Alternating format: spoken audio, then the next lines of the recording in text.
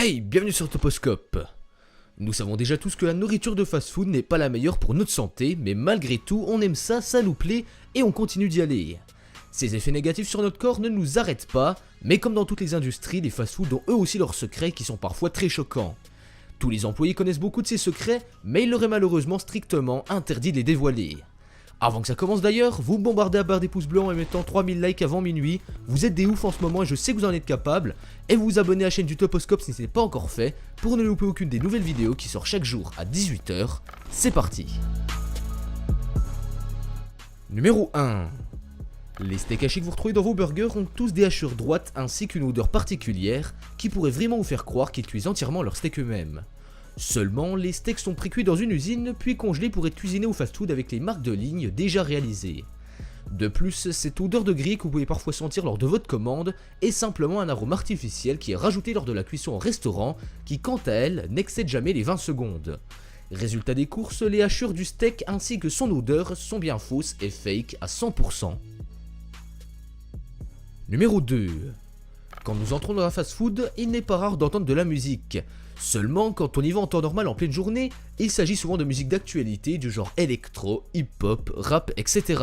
Mais si pour votre part vous êtes déjà allé dans un McDo passé minuit, vous n'entendrez jamais un morceau de David Guetta ou le dernier son de Bruno Mars par exemple, mais alors pourquoi ? C'est tout simple en fait, au lieu de passer de la musique où on peut s'ambiancer, les restos vont mettre des morceaux de musique classique qui ont pour but d'apaiser et calmer les clients qui à cette heure-ci, et surtout dans les grandes villes, sortent souvent de boîtes de nuit et sont donc vraiment alcoolisés.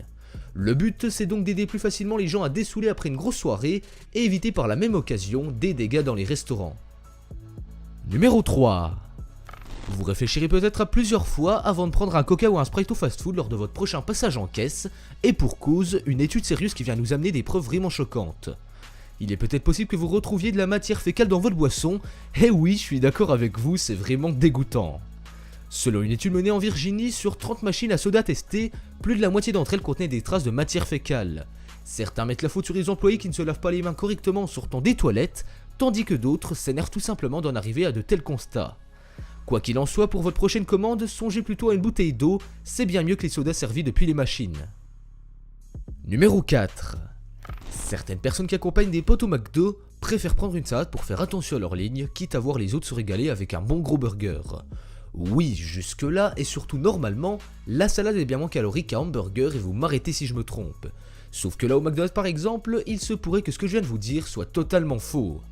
Tous les fast-food des grandes enseignes utilisent donc un tas d'additifs pour essayer de donner un meilleur goût à la salade afin d'égayer le succès des burgers ou des frites. Si vous n'en avez jamais goûté, ça va être dur pour vous de savoir précisément, mais pour les autres du coup, sachez que tous ces additifs dégueulasses rendent au final une salade presque plus calorique qu'un hamburger qui lui-même est rempli de sauce et de graisse.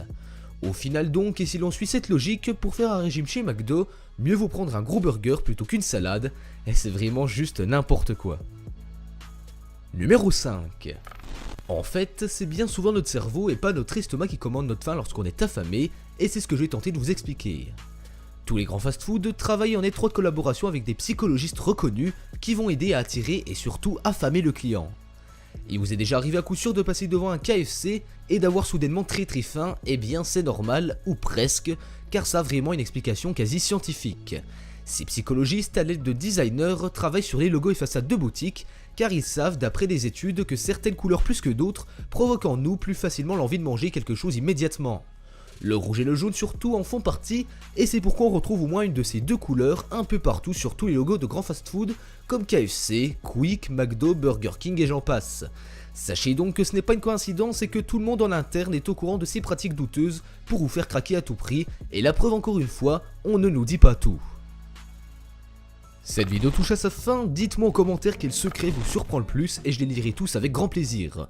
Pour aider le Toposcope, vous mettez un pouce bleu, vous partagez la vidéo à tous vos potes et surtout vous vous abonnez à la chaîne pour ne louper aucune des nouvelles vidéos qui sortent chaque jour à 18 h. Et quant à moi on se donne rendez-vous demain, même endroit, même heure pour une nouvelle vidéo. Ciao ciao. Can't pretend that I was perfect, leaving you in fear.